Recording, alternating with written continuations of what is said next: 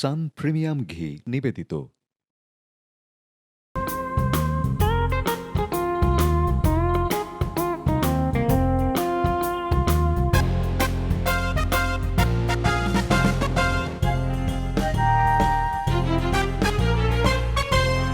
সুপ্রিয় দর্শক, আপনাদের সবাইকে সাদর আমন্ত্রণ জানাচ্ছি সান প্রিমিয়াম ঘি টেস্টি রেসিপিতে। আশা করি আপনারা ভালো আছেন, সুস্থ আছেন। আজকে আমি আপনাদের তৈরি করে দেখাবো বাসমতি পাক্কি বিরিয়ানি। একটা কাচ্চি বিরিয়ানি হয় আর একটা পাক্কি হয়।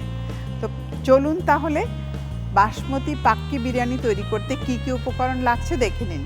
বাসমতি পাক্কি বিরিয়ানি উপকরণ: খাসির মাংস 1 কেজি, টক দই 1 কাপ, আদা বাটা 1 টেবিল চামচ, রসুন বাটা আধা চা চামচ, মরিচ গুঁড়া 1 চা চামচ, গরম মশলার গুঁড়া আধা চা চামচ, সান প্রিমিয়াম ঘি 4 টেবিল চামচ, পেঁয়াজ কুচি 1 কাপ, শাহি জিরা সামান্য পরিমাণ, আস্ত জিরা 1 চা চামচ, লবণ স্বাদ মতো, জাফরানে ভেজানো কেওড়া জল সামান্য পরিমাণ, পেঁয়াজ বেরেস্তা 2 টেবিল চামচ, তেজপাতা 2টি, আস্ত গরম মশলা পরিমাণ মতো, আলু 4 থেকে 5টি, মাওয়া 3 টেবিল চামচ, সেদ্ধ রাইস 2 কাপ, আলু বখারা 4 থেকে 5টি, কিশমিশ 7 থেকে 8টি।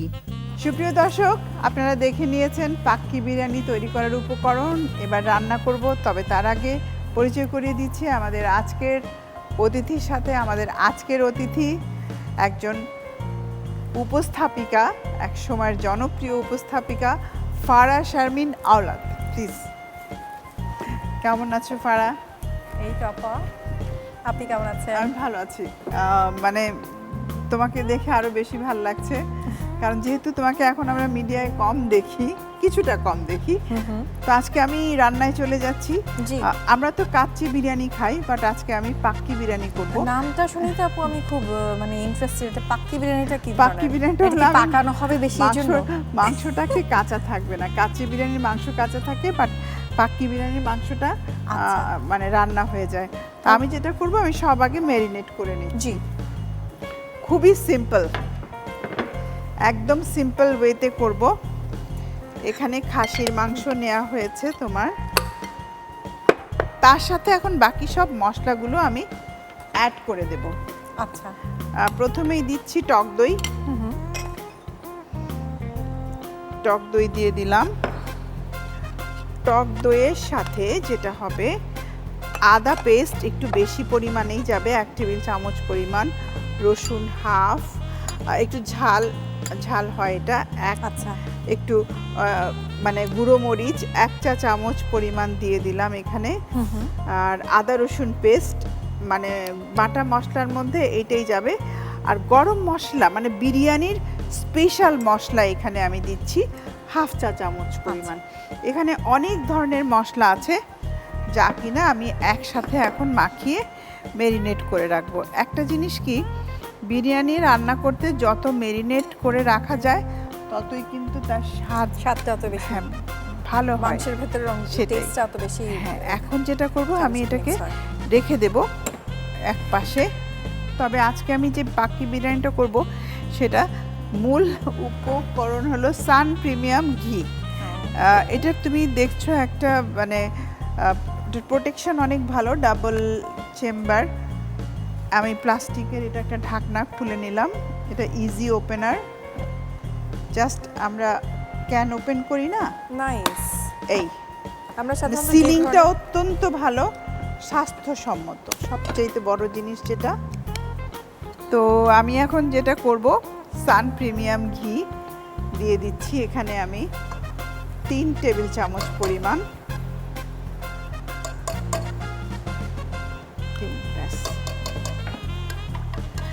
এখানে মাংস আমার আছে হাফ কেজি, মানে আমাদের মাংস আর চাল কিন্তু রেশিওটা থাকতে হবে, মানে মাংস থাকবে ডাবল আর চাল থাকবে হাফ, এটাই কিন্তু হয়। তবে আমরা যেটা করি, এত বেশি মাংস তো খাওয়া যায় না, এটা আমরা হাফ হাফ নিয়ে নিয়েছি। এবারে দিয়ে দিচ্ছি পেঁয়াজ কিমা। এটা একটু মানে বাদামি, একেবারেই বাদামি করে ভেজে নেব। 1 কাপ পরিমাণ পেঁয়াজ দিয়েছি। পেঁয়াজটা একটু বাদামি করে ভেজে তারপর বাকি জিনিস দেব। এখানে কয়েকটা মশলা আছে, যেমন শাহজিরা 1 চিমটি পরিমাণ দিয়ে দিলাম আমি এখানে। আর এখানে একটু কয়েকটা জিরার দানা, জাস্ট এগুলো খুবই অল্প, তোমার বাইটে পড়বে, ভালো লাগবে। পেঁয়াজটা খুব ভালো করে ভাজতে হবে।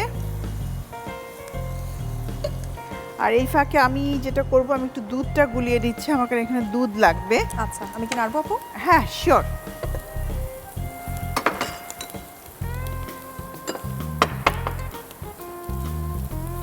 সবচেয়ে মজার কি ব্যাপার জানেন?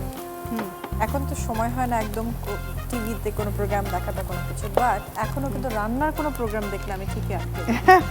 এবারে আমি যেটা করব, আমার মাংসটা দিয়ে দিবেন? দিয়ে দিব, ম্যারিনেট করা দিয়ে দিলাম। কারণ একেবারেই যেটা হয় যে একটু হ্যাঁ, একটু মানে পুরো পেঁয়াজটা লাল হয়ে গেলে কালো হয়ে যায়, একটু লালচে ভাব থাকা অবস্থাতেই দিতে হবে। ঠিক আছে, মশলা দিয়ে দিচ্ছি। আর কোনটা দিচ্ছেন? হ্যাঁ, এখানে লবণ দিয়ে দিচ্ছি। লবণটা দেইনি। অনেক সময় মাখানোর মধ্যেও কিন্তু লবণটা কি ম্যারিনেশনে দেওয়া যায় না আপা? হ্যাঁ, দেওয়া যায়, তবে না দেয় ভালো, পানি এসে যায় বেশি। আচ্ছা, পানি ছেড়ে দেয়। সেই জন্য আমরা মেরিনেশনের সময় আর খুব একটা লবণ ইউজ করি না, সাধারণত পরেই দেই। এখানে যেটা করতে হবে, জাফরান ভেজানো কেওড়া জল একটু দিয়ে দিলাম, কারণ এতে সুগন্ধটা অনেক বেশি পরিমাণে বাড়বে। আর একটু পেঁয়াজ বেরেস্তা দিচ্ছে, বাকিটা পরে দেব। মানে মাংসের সাথেই মাংসটা যদি টেস্টি না হয়, তাহলে তোমার বিরিয়ানি কিন্তু স্বাদের হবে না। সেই জন্য আমি ঢেকে দিলাম। আর কেওড়া তো হচ্ছে গন্ধের জন্য আপনি দিয়েছেন, তাই না? একটু ফ্লেভারের জন্য। আপা, গন্ধে তো মনে হচ্ছে রোজা হালকা হয়ে যাবে। আমার কিন্তু এখন যেটা করবো, আমি বাকি জিনিসগুলো দিয়ে দমে চলে যাব। আমার রাইসটাতে আলু আছে, এখানে বিরিয়ানিতে আলুটা কি একটু ফ্রাই করে নিয়েছেন না ভাপে? একটু ফ্রাই করে নিচ্ছি। আমি তো আস্ত গরম মশলা দেইনি, এখন একটু আস্ত গরম মশলাগুলো দিয়ে দিচ্ছি। আমি একটা বিরিয়ানি মশলা ওখানে দিয়েছি, তার মধ্যে প্রায় এলাচ, দারচিনি, জায়ফল, জয়ত্রী, লবঙ্গ, কাবাব চিনি সব কিছুর মানে মিশ্রণ আছে। এখন আলুগুলো দিয়ে দিচ্ছি সব। এখন আমি এটাকে জাস্ট মূলত একটা শেপে নিয়ে আসব, সব জিনিসগুলো দিয়ে। একটু মাওয়াও দিচ্ছি এর মধ্যে। তারপর মানে একবার দেয়া হয়ে গেলে আর কোনো অপশন থাকবে না। এবার আমি এই যে বাসমতি রাইস যেটা, সেটাও দিয়ে দিচ্ছি, তবে তার আগে একটু পানি থাকতে দিচ্ছি, একটু পানি থাকতেই। হ্যাঁ, সেদ্ধ প্লাস দুটো একসাথে মিশে যাবে, ব্লেন্ডিংটা ভালো হবে। আর চালটা আমরা আগে কিভাবে প্রসেস করে নিয়েছি? জাস্ট নরমাল টুস, মানে শক্ত ঝরঝরা ভাত। আচ্ছা, দিয়ে দিলাম। জি, এখন একদম দমে চলে যাব আমরা। অলমোস্ট আমাদের সব কিছু কিন্তু ডান হয়ে গেছে। এখন অল্প কিছু জিনিস আছে যেগুলো দেব। উপরে একটু পেঁয়াজ বেরেস্তা দিয়ে দিচ্ছি, তারপর আর একটু কিশমিশ দিয়ে দিলাম, মাওয়া দিয়ে দিলাম, কারণ মাওয়ার একটা খুব ভালো সুগন্ধ প্লাস খাওয়ার সময় একটা ক্রিমি ভাব লাগে, ভাল লাগে। এবার দিচ্ছি আসল জিনিস, সব শেষে দিতে হবে একটু সান প্রিমিয়াম ঘি, যেটা নিয়ে আসবে খাবারে বাড়তি স্বাদ।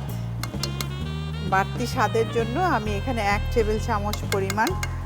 এবার ঢেকে দমে রাখতে হবে মিনিমাম আধা ঘন্টা।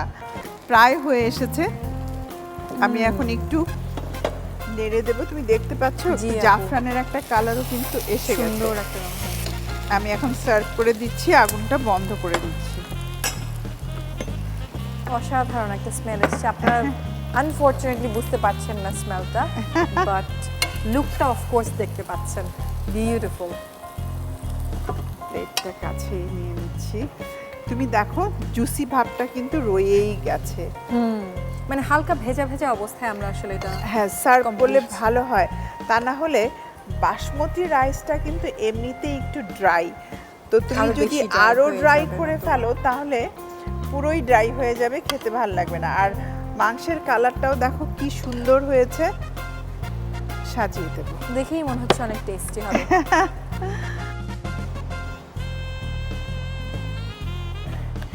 এবার জাস্ট ওপরে একটুখানি সব মিক্সড এখানে আছে, বাদাম পেস্তা কিশমিশ না? বাদাম পেস্তা, কিশমিশ দিয়ে আমি একটু গার্নিশ করে দিচ্ছি। ওয়াও, কমপ্লিট হয়ে গেল, তৈরি হয়ে গেল বাসমতি পাক্কি বিরিয়ানি। ফারা, ও থ্যাংক ইউ, অসাধারণ। রান্না যাদের শখ আছে তাদের জন্য কিন্তু এটা কোনো ঝামেলার ব্যাপার হয় না। ঠিক বলেছো। সবকিছু একসাথে দিয়ে কমপ্লিট। খুবই আমার ভালো লাগলো তুমি যে রান্না ভালোবাসো সেই জন্য। প্রিয় দর্শক, তাহলে চলুন আপনাদের সুবিধার জন্য এই বাসমতি পাক্কি বিরিয়ানির পুরো প্রস্তুত প্রণালীটি আরেকবার দেখে নিন ঝটপট। প্রথমে একটি পাত্রে খাসির মাংস, টক দই, আদা বাটা, রসুন বাটা, মরিচ গুঁড়া ও গরম মশলার গুঁড়া দিয়ে ভালোভাবে মাখিয়ে মেরিনেট করুন। সসপ্যানে সান প্রিমিয়াম ঘি দিন। এতে পেঁয়াজ কুচি, শাহি জিরা ও আস্ত জিরা দিয়ে হালকা বাদামি করে ভেজে নিন। ভাজা হলে মেরিনেট করা খাসির মাংস, লবণ, জাফরানে ভেজানো কেওড়া জল ও পেঁয়াজ বেরেস্তা দিয়ে ঢেকে ভালোভাবে কষিয়ে নিন। কষানো হলে তেজপাতা, আস্ত গরম মশলা, আলু বোখারা ও সেদ্ধ রাইস, কিশমিশ, মাওয়া ও সান প্রিমিয়াম ঘি দিয়ে 20 মিনিট দমে রেখে নামিয়ে সাজিয়ে পরিবেশন করুন মজাদার বাসমতি পাক্কি বিরিয়ানি। ফারা, ব্যস্ততার মাঝে সময় দিয়েছো। কাসেম ফুড প্রোডাক্টস লিমিটেডের পক্ষ থেকে তোমার জন্য একটা gift. Thank you so much আপু। প্রিয় দর্শক, আমরা আমাদের এই অনুষ্ঠানের একেবারে শেষ পর্যায়ে চলে এসেছি। আশা করি আপনাদের ভালো লেগেছে। আপনাদের ভালো লাগাই আমাদের সার্থকতা। দেখা হবে আবারও। সুস্থ এবং সুন্দর থাকবেন।